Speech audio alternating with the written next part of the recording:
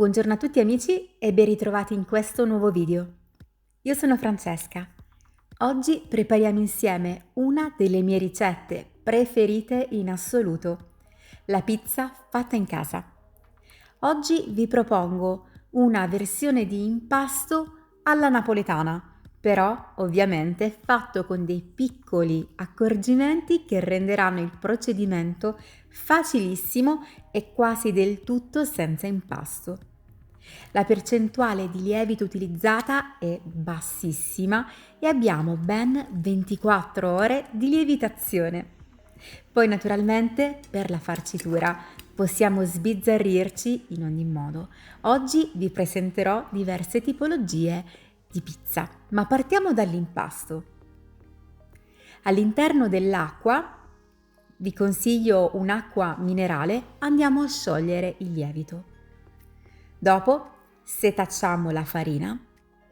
Vi consiglio una farina adatta per fare le pizze. Aggiungo all'interno il sale e dopo tutta l'acqua che abbiamo nella nostra ricetta. Mescoliamo velocemente e lasciamo riposare per un'ora. Dopo un'ora riprendiamo l'impasto e andiamo a dare un giro di pieghe.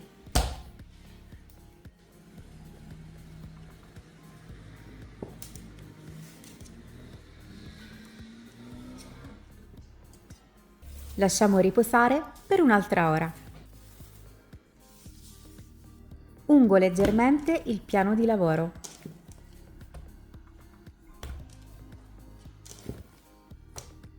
Altro giro di pieghe.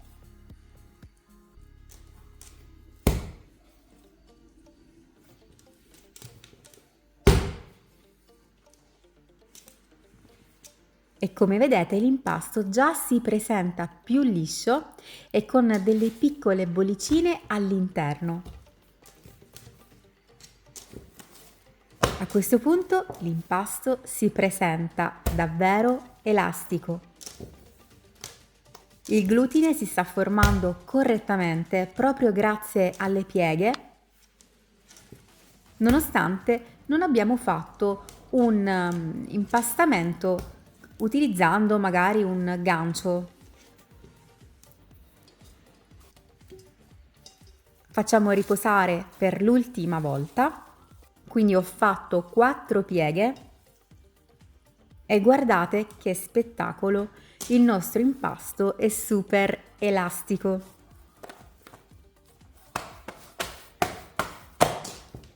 Stupendo! Facciamo le nostre pieghe e dopo lo mettiamo all'interno di una ciotola capiente unta con olio e lo lasciamo riposare per tutta la notte in frigorifero. Il giorno dopo il nostro impasto si presenta davvero fantastico con tante bollicine all'interno. Andiamo a fare le nostre pezzature. Generalmente per fare la pizza napoletana abbiamo bisogno di 250 g di impasto.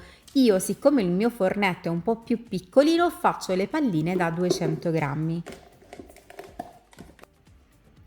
Dobbiamo farle lievitare per 3 ore, anche 2 se volete, in base alla temperatura che abbiamo in casa. Ungiamo i contenitori e le lasciamo riposare fino al raddoppio.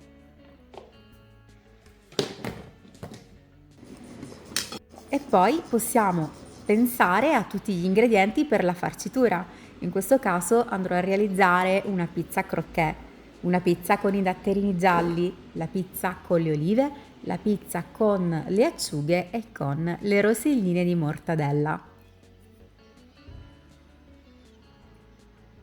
Per quanto riguarda il pomodoro vi consiglio di utilizzare i pelati e quindi poi andarli a frullare.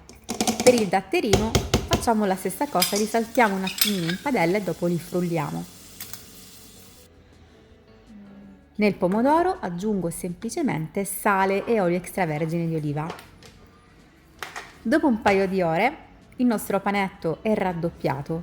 Lo disponiamo sulla semola rimacinata, in questo modo, lo capovolgiamo e dopo tiriamo via l'eccesso di semola. Procediamo quindi alla stesura.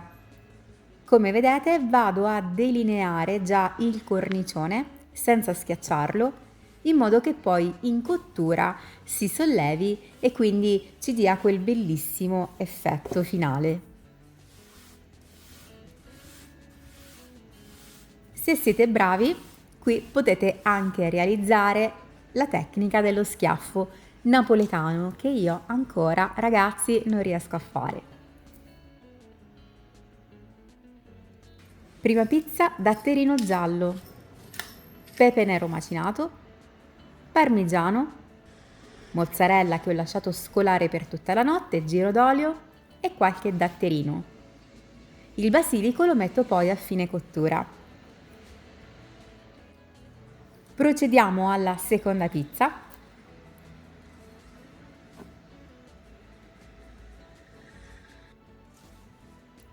Intanto vorrei ricordarvi che potete iscrivervi al mio canale, lasciare un like e commentare. Fatemi sapere qual è la vostra pizza preferita. E se anche voi avete questo tipo di fornetto a casa e come vi trovate utilizzandolo.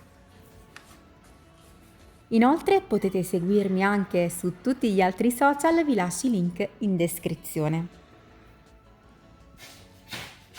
Questo è il fornetto che sto utilizzando.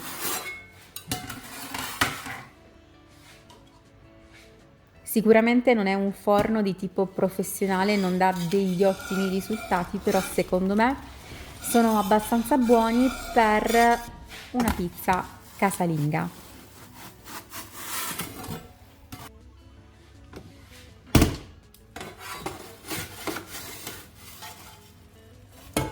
Il limite, diciamo, principale è che è troppo piccolo e non ci permette di fare una pizza abbastanza grande e tende a bruciare il cornicione.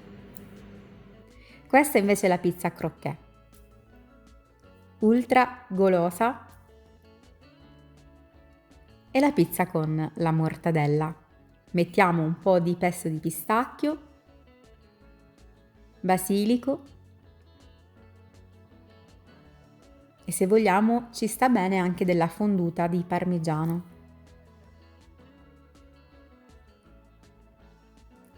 E queste sono le nostre pizze napoletane fatte in casa. Cosa ne dite? Vi piacciono? Io spero che questa ricetta vi sia piaciuta. Guardate quanto è bello all'interno il cornicione. Un impasto semplice, buono, genuino, con poco lievito, ma soprattutto una pizza fatta con tanto amore. Vi ringrazio per aver guardato questo video, se vi fa piacere iscrivetevi, lasciate un like, commentate e condividete. A presto, ciao!